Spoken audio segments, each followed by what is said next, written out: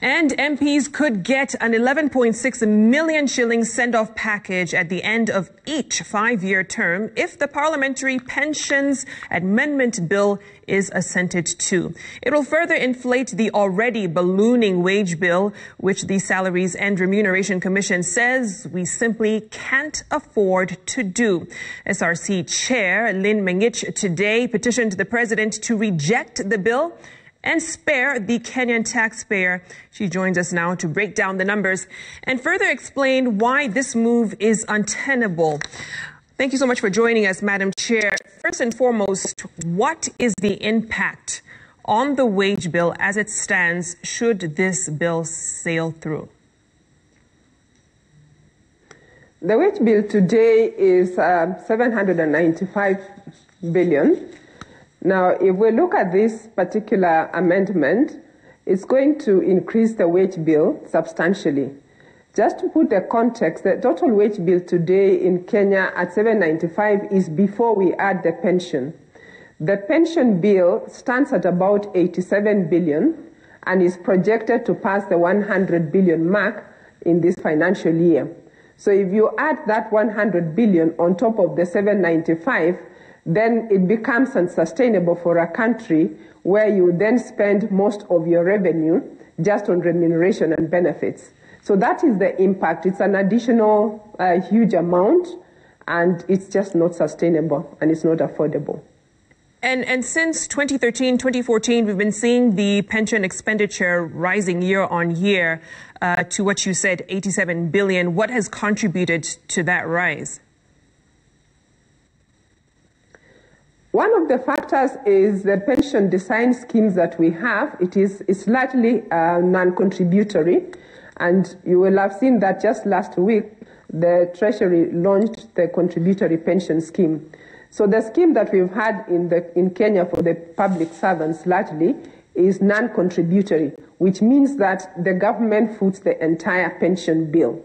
But it is also a question of the number of retirees that we have in the country. So those two factors, and of course the increased salaries, contribute to that pension bill.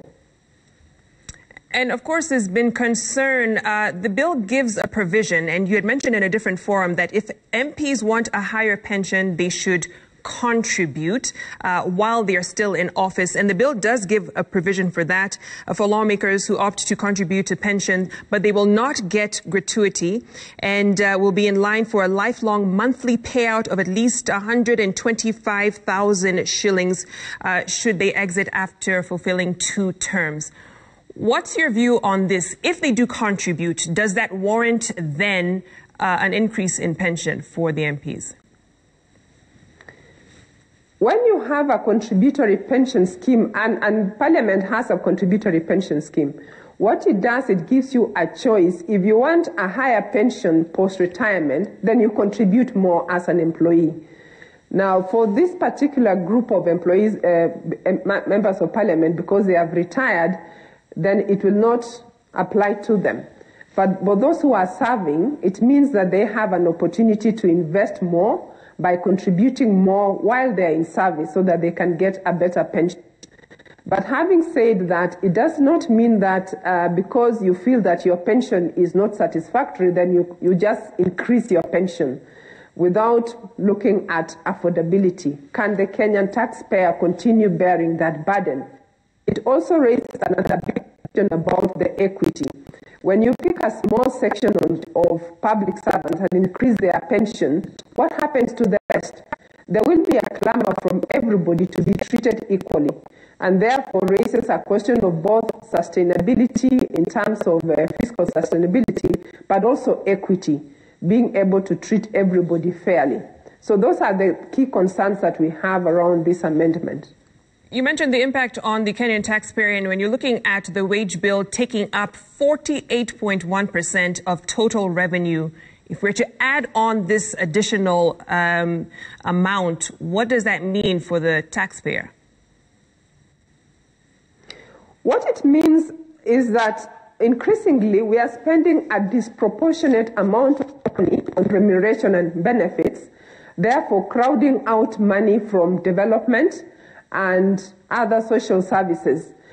In Kenya today, we have a target of not more than 35% of our revenue being spent on wage bill. And that is in the Public Finance Act, which clearly stipulates that not more than 35% of revenue should be spent on wage bill. We are, of course, way above that number. What that means is that we are unable to achieve at least 30% that should go into development. It also means that we are eating into the resources that should go into critical services such as health and education. And when it comes to the issue of whether they deserve such an amount, let me read a tweet here from Ms. Macharia. And I've been seeing this a lot on social media in terms of concerns coming from Kenyans. And she captures it saying the issue here is they didn't retire. They were fired by their employers for not delivering. At what point then do they gauge the whole pension should be cancelled? What's your thought on that? Every employee deserves to get a pension, and whether you've served for 5 years or 10 years or indeed up to 60 years, there is a pension that is accrued to an employee as you're working, you accrue that pension. So in terms of do they deserve a pension, yes, employees deserve a pension. However, that pension should be a contributory scheme where the employee actually puts their own money and the employer also tops some amount. So for as long as the money you're being paid is an investment you've put in, there is no problem. And indeed, every citizen in this country today, when we look at it, they deserve a social security. And that is why there is NSSF, for example, and there is also other social security that is provided to those who are not working. So pension indeed is not a bad thing to have. It's a good benefit. The question we have is about, can we afford, can we sustain, and at what level? And speaking of sustaining, when you look at the public service, many civil servants are viewed as much older. They're nearing their retirement age, so you'll be seeing an influx of retirees. How are you going to handle that as well? You're right that the number of retirees is increasing, and because of that, that is why the numbers are showing that, in fact, for the last few years, the pension bill has grown from about 27, it went to 50, it moved now to 87 billion, and as I mentioned, it's now projected to 100 billion. So it's a huge cost. How will the government sustain this? It is by moving to defined contribution schemes.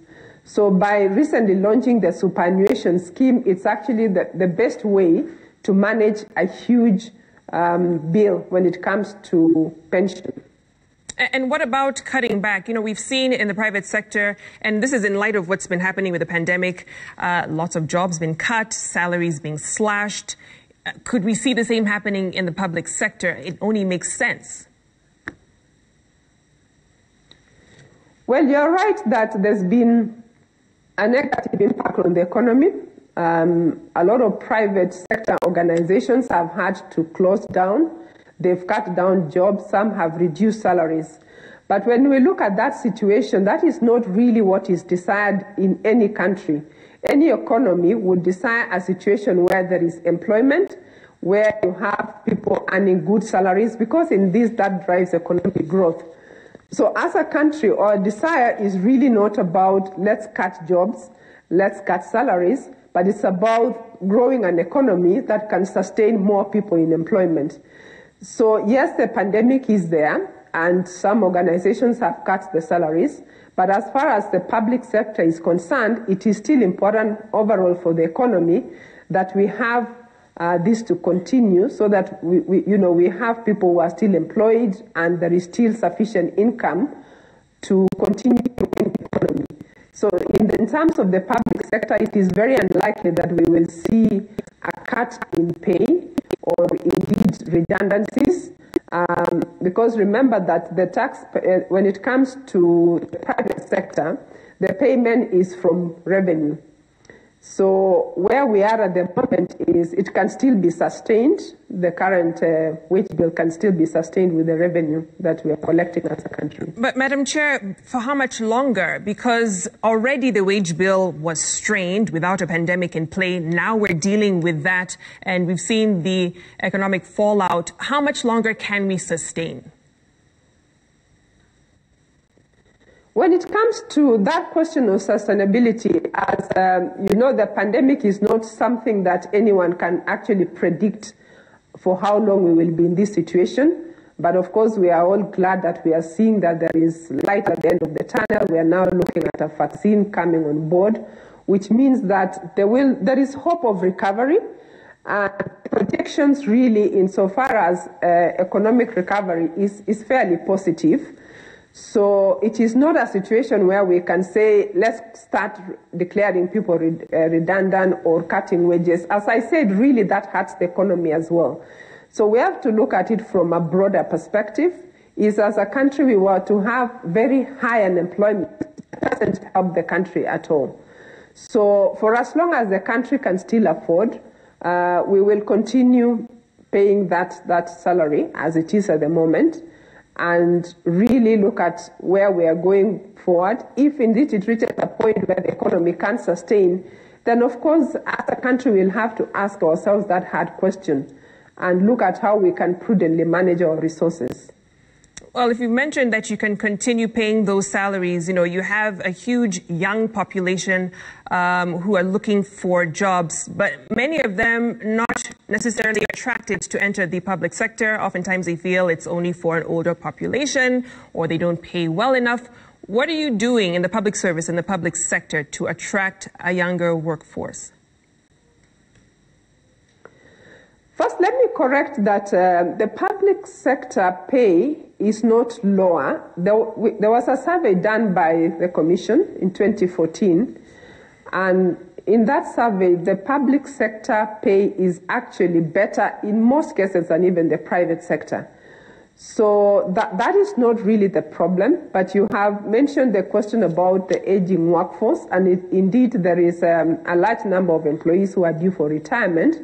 But there is also a very large number of young people who have joined the public sector. So in terms of attraction, the pay in the public sector is attractive. However, there are other things that we obviously need to look at to be able to attract younger talent. One of those things is to do with the kind of pension schemes that you have that allows a younger population to have a portable pension scheme.